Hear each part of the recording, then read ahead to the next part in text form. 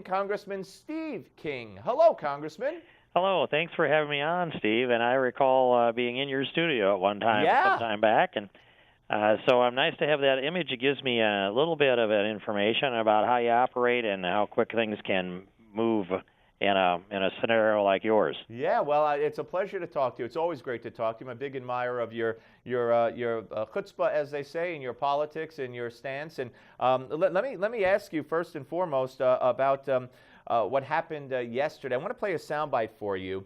When the committee investigating the IRS scandal was told that it could take years to get the requested emails that committee has been demanding for quite some time. Watch this. Listen to this. As noted, some of them mean that you're going to take months or years to get the information, and it's going to be voluminous. Why? There's no doubt about it. So you have no ambiguity about what it means.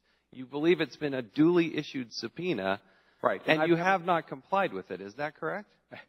There is physically no way anyone could have complied between February 14th and now. We have never said we won't comply. We have said, in fact, we're. Well, are you going to comply or not? We are complying, and I will tell you to comply No. this. You'll be next year. You'll be next year still getting documents. I mean, for crying out loud, I could go to my computer, and I'm not tech savvy, Congressman, and I could find emails that I sent to probably anybody by putting their name in the search engine. I think you used the right word. It's chutzpah on their part. To think that they could look Congress in the eye under subpoena and deny complying with a subpoena and say that it would be years. The only scenario that I can think of, and if I remember right, Chairman Issa said that he went through his own and downloaded his own emails in roughly an hour or so. It looks to me like they're going through every one of these emails, probably with a team, passing it on down the line, examining the things that they think would embarrass them, the things they don't want Congress to know, and maybe the things that implicate them, and redacting them in such a way. That's what takes so long. It's no time at all just to download the emails. And yes, you can do that. I can do it. It might take me longer than an hour, I have to admit, but too. But next year, 9 months? And this is early in the year. That is thumbing your nose at the United States Congress. And this is the IRS commissioner. What remedies does the Congress have? I mean, could they hold him in contempt of Congress? We could hold him in contempt of Congress, and I wouldn't be surprised if that's what happens. In fact, that's what I will support. I haven't talked to Darrell Issa yet, just because of the circumstances of being on the run here. But that's what I will support. We've already held Eric Holder in contempt of Congress. And then the remedy for that is generally you would have charges brought from the Justice Department. Yeah, good luck with that. Yeah, that's right. I mean, he is the Justice Department, and Justice is not going to investigate the IRS because the President has said there's not a smidgen of corruption going on in the IRS, no matter that they do target anybody that says, oh, let's say Patriot or Tea Party in it. This is the web of the evidence of corruption that's there is so pervasive. It's just beyond what we can get our arms around, and it's beyond what our founding fathers ever imagined would be necessary that we'd ever have to clean up. Well, now let's go to another scandal. Today, every member of the House Oversight Committee, every Democratic member of that committee, voted to call for an end to the investigations into Benghazi. So they continue with an effort to cover up what happened.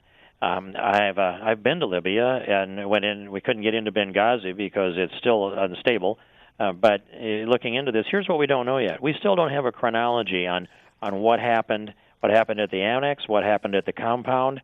We don't know when we lost the custody or the control of Ambassador Stevens. No one that I know of has seen the autopsy of Ambassador Stevens. We don't know when the president left the Situation Room, who was in it, what they knew, when they knew it, and we haven't been able to lay that down on the timeline. We know this. Hillary Clinton and others, and Susan Rice, not only lied to America and to the families at Dover, they lied to the United States Congress in a classified setting when they briefed us on Benghazi. And now to hear the Democrats say, stop the investigation, that must say that they are really uneasy about the results that we might get if we continue. And, of course, as you mentioned, Hillary and what the repercussions might be for her in 2016. Let me ask you also, Congressman, about a report today that there are about 6 to 7 or 8 Democratic senators who are now looking to amend the Affordable Care Act Most of these senators are up for re-election, and they're in trouble in their re-election efforts in the U.S. Senate. And now they want to add, different things to the bill because to improve it, if you will. What's your reaction to that? Well, back during the government shutdown, when they were demanding that it was the law of the land and we were obligated to fund it because it's the law of the land, I said then that we will get Obamacare repealed when we see Democrats running for re-election on the repeal of Obamacare. Now, this isn't quite there. This is, let's start to amend it, and I don't know the content of those proposed amendments, but that's a strong sign that they can't run on Obamacare. They fear they'll lose their seats if they defend Obamacare. So now they have to posture themselves as, we're the people that brought you Obamacare, and now we're the people that know how to fix it because we knew how to deliver it in the first place. So you're original equipment manufacturer, and we've got the parts. That's essentially it. We'll come and we'll overhaul this thing and fix it. I think it's an awfully difficult political argument to make, to say, I gave you Obamacare and now you need to reelect me so I can fix it. Right. Yeah. I'd change those people out in a heartbeat and put some people in that actually fought Obamacare or will put a free market system in place. And Steve, here's another thought that I don't know that it's been expressed across this country. There were three big promises. We're going to save your family $2,500 a year on premiums with Obamacare. You get to keep your doctor and your policy if you like them. Three big promises. And I don't believe there's a single family in the country that those three promises are true for. Not one single family, I don't believe. Yeah. All right, Congressman, let me ask you about Hobby Lobby, and it ties into what the president said today after the meeting with the Pope when he said that it didn't come up, the Affordable Care Act did not come up in his meeting with the Pope, but it came up with the Secretary of State of the Vatican, where they wanted assurances. They were very concerned about freedom of religion and the Affordable Care Act and making sure that people could keep their religious beliefs and practice their religious beliefs and still comply with the act. And the president stood there at a press conference next to the Italian Prime Minister and said, I assured him that, yes, and it's possible and it's happening. And of course it's not. I mean, on every level, but from the nuns to the Hobby Lobby, a small company to bigger companies, they're all suing this president over his restriction on freedom of religion as it relates to the Affordable Care Act. The Little Sisters of the Poor included, and Hobby Lobby and multiple others. I've actually lost track of how many different lawsuits have been filed, but it's scores of lawsuits. And for the president, what's it take? You give an oath to uphold the Constitution, to take care that the laws be faithfully executed. You give your word, and you break it multiple times, and it's pervasive in the minds of the American people. And then go to the Vatican and tell them a whopper that is not true. There can be no conscience there. There must not be even an understanding of objective truth to think that the president's going to tell the Pope's aide a whopper such as, we're going to make sure we protect religious freedom. This is the president, by the way, that cut the deal that helped get Obamacare passed, which Bart Stupak swallowed the bait on, which was, well, maybe we won't get the things that you insist on, but I will write an executive order that amends Obamacare immediately after its passage. That's what he agreed to do, and he's been serious about that.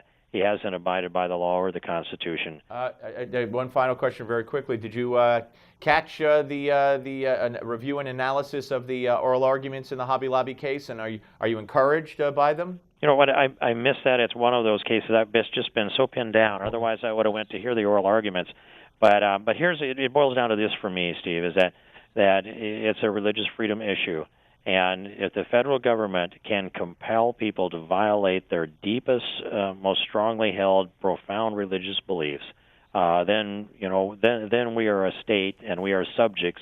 Instead of being we the people with God-given rights, we're subjects of a government created by the lax approach of the people to protecting the Constitution. Very, very well said. Congressman, great to talk to you, sir. We'll have you back if you'll consent to come. Thank you so much. I will. All my pleasure. Thank you, Steve. Take care. Congressman King, ladies and gentlemen, here on the Steve Malzberg Show. So much to talk about, and we're going to continue the conversation on the president's visit with the Pope, the Democrats wanting to change Obamacare, and more on the Malzberg panel. It's coming your way next on Newsmax Television.